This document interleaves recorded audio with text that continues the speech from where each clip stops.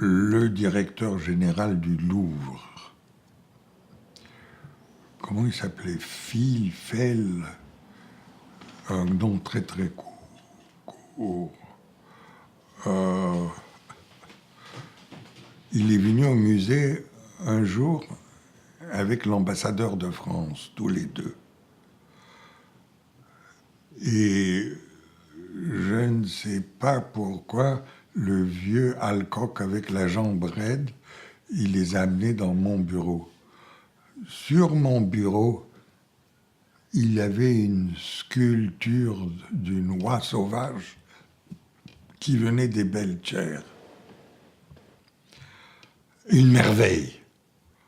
Une pièce de haute qualité. Jamais vu quelque chose de pareil. Les proportions et tout.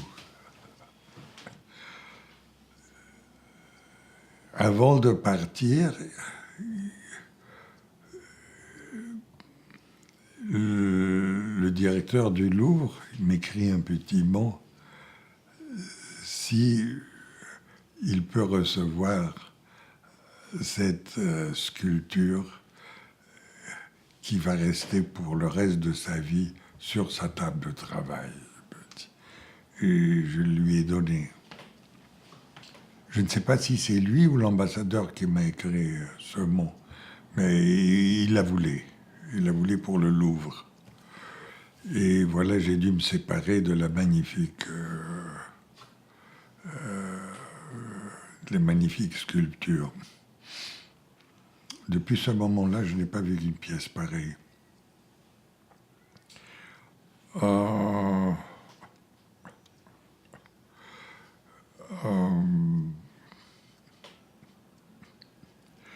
Barbeau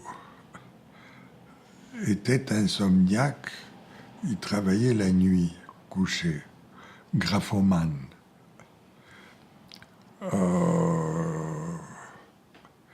Il publiait tout le temps.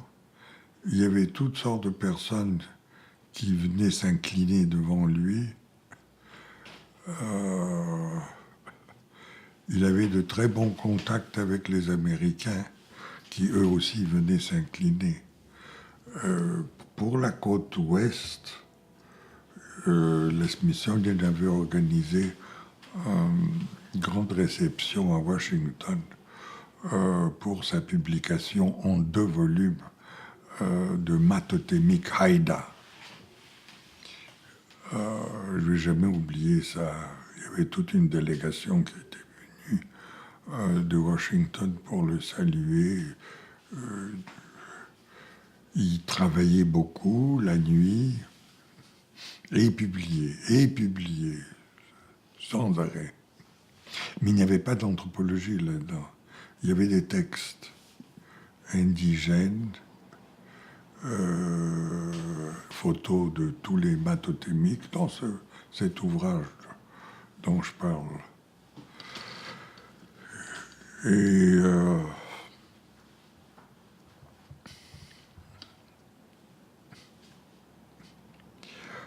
Djenès, il a été vers la fin de sa vie, il était pas mal âgé.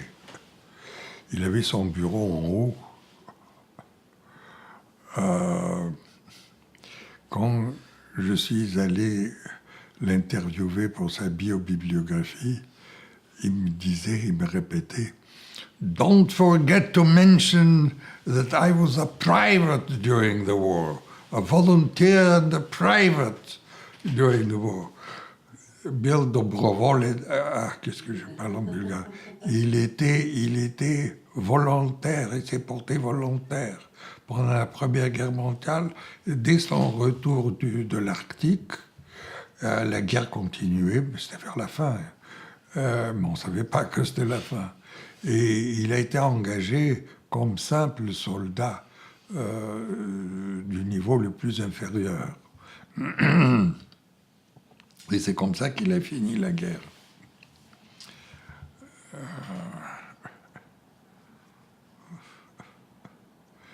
Je ne vais jamais oublier comment, quand il avait un petit problème au musée, par exemple, je ne sais pas, une allocation de fonds pour publication ou n'importe quoi, Barbeau téléphonait à Louis.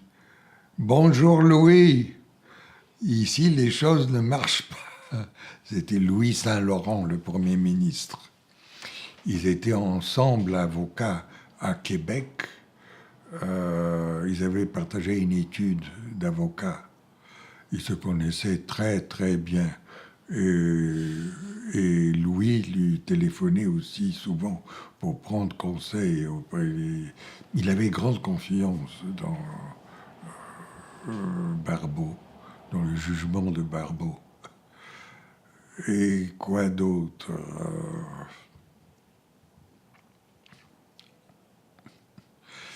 On a eu la visite de Mallory, de nouveau reçu et présenté par le directeur du musée, qui me l'a présenté à moi comme francophone. Voilà un client pour vous, qui m'a dit je ne crois pas que à l'époque il y avait terre humaine et qu'il était un des grands dirigeants de Plon. Il a épousé la fille de Plon. Lui, c'est comme ça qu'il s'est placé là chez Plon. Mais il faisait des tournées dans le Nord, il voulait y aller, il y allait, et je ne l'ai plus revu depuis. Je ne l'ai plus revu du tout, je n'ai pas l'intention de le revoir. Moi, j'appartiens à une autre école. J'appartiens à l'école américaine, surtout après Columbia, où les gens sont sobres et relativement sérieux. Où ils étaient comme ça. Aujourd'hui, eux aussi, ça a changé en Amérique. Ça a changé. Alors,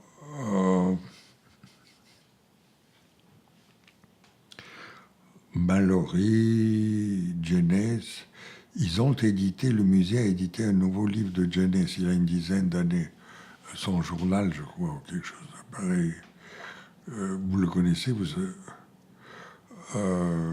je ne l'ai pas. Vous voudrez que je le commande.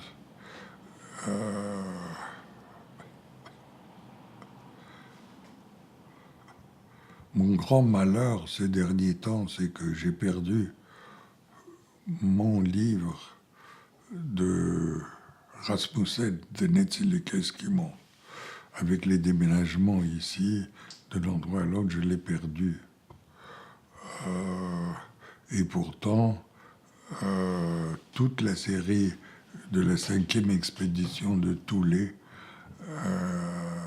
elle m'a été donnée à Copenhague, cadeau, parce qu'ils utilisaient de manière continue les films Netsilik.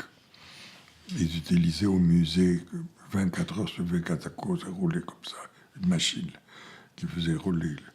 Ils avaient fait une exposition spéciale sur le Netsilik avec les objets de Kuno.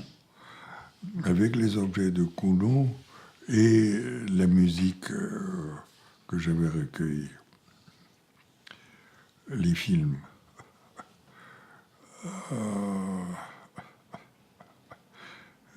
Je suis allé avec un grand sentiment de révérence, de respect, d'admiration au musée de Copenhague. Et il y avait une conférence de la Société des Américanistes. Précisément, notre séance était présidée par Birket Smith. a été présidé par Berkeley Smith. Et moi, j'ai présenté un papier sur... Je travaillais sur... C'était le début, Great Whale. Est-ce que vous êtes allé à Great Whale?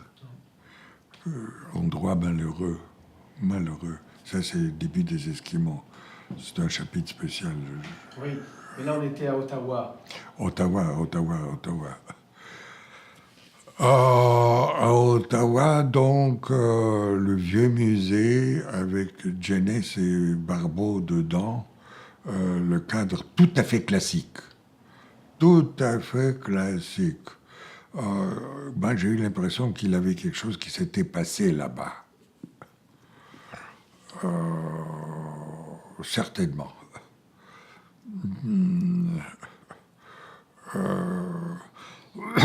C'est moi qui ai été le gardien des archives manuscrites. Je découvre un jour un texte de Boas, jamais publié, jamais cité.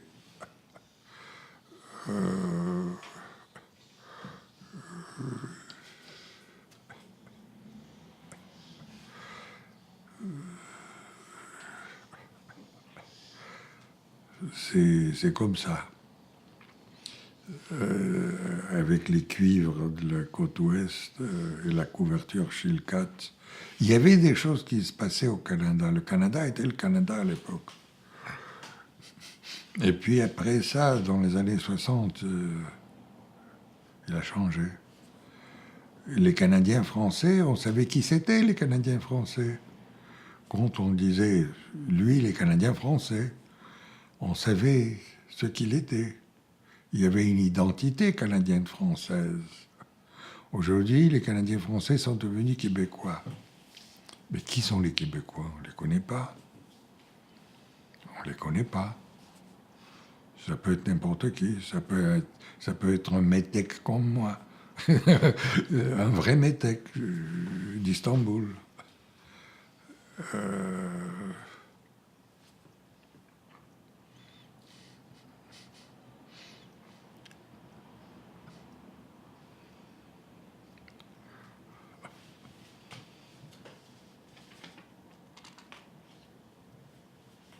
Vous êtes allé à McGill dans ces années-là aussi. Oui. Pour McGill, je vais parler après Columbia. Parce que ma relation avec McGill, elle est par rapport à Columbia. Dès que j'ai terminé mes études à Columbia, ils se sont jetés sur moi pour m'attirer à McGill. Littéralement jetés sur moi. Est-ce que vous connaissez Guy Rocher? Oui, le sociologue. Oui. Oui. Guy Rocher a écrit une lettre pour le directeur du musée du Canadien à Ottawa. Est-ce que c'était pour Jacques Rousseau? Je ne sais pas.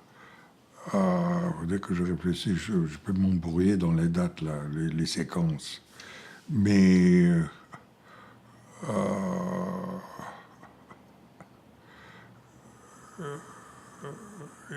dans cette lettre que Guy Rocher écrit, il décrit les efforts que McGill a fait pour m'avoir contre l'Université de Montréal.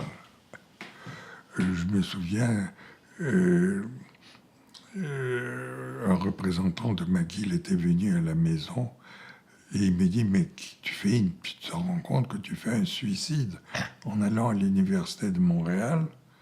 Pourquoi? Il me dit, mais regarde, à McGill, un tel diplômé Harvard, un tel autre diplômé Michigan, un tel autre Berkeley, etc. Qu'est-ce que tu auras à l'université? Quel voisin est-ce que tu auras à l'U2M? Personne. Personne. Il essayait de me convaincre. Mais je veux parler après, parce que McGill, il faut l'éclairer à partir de Columbia. Peut-être vous pouvez nous parler de Columbia, comment vous êtes allé... Attendez, on est à Montréal, on est au musée. Au musée.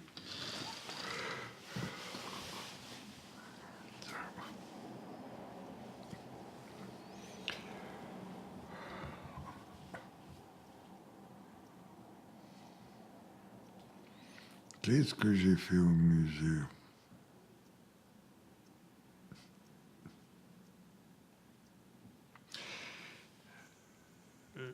J'étais le plus grand ami de Marcel Rioux au musée.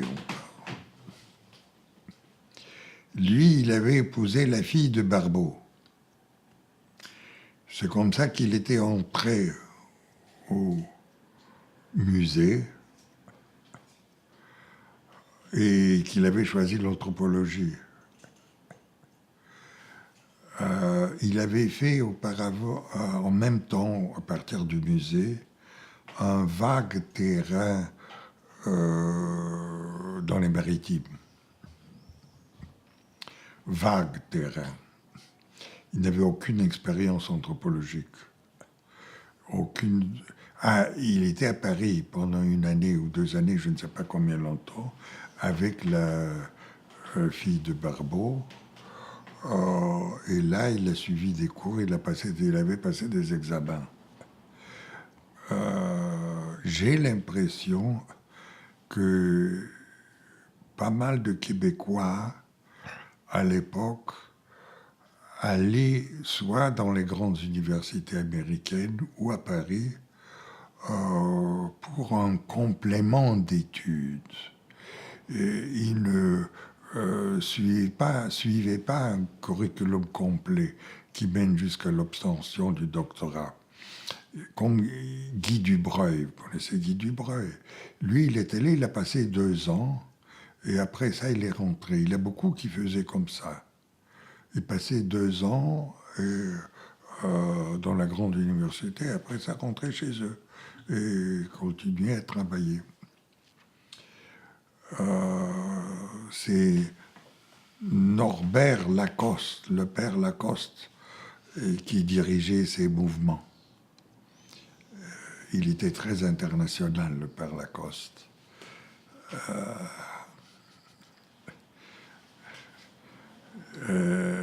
Il était content que j'aille à l'université de Montréal, mais il m'avait prévenu. Vous n'allez jamais insulter la Vierge, n'est-ce pas? Bon, pourquoi est-ce que je vais insulter la Vierge? Je suis chrétien comme vous, mon père, je lui ai dit. Ce qui est vrai d'ailleurs. Et puis, attendez voir où est-ce qu'on en était avec McGill. Il faut garder McGill avec Columbia. Parce qu'à Columbia, ça se gâte, là. Bon, Guy Rocher, il était copain de Marcel Rioux. Malgré Marcel Rioux était pas mal influent dans le musée. Ayant épousé la fille de Barbeau, évidemment,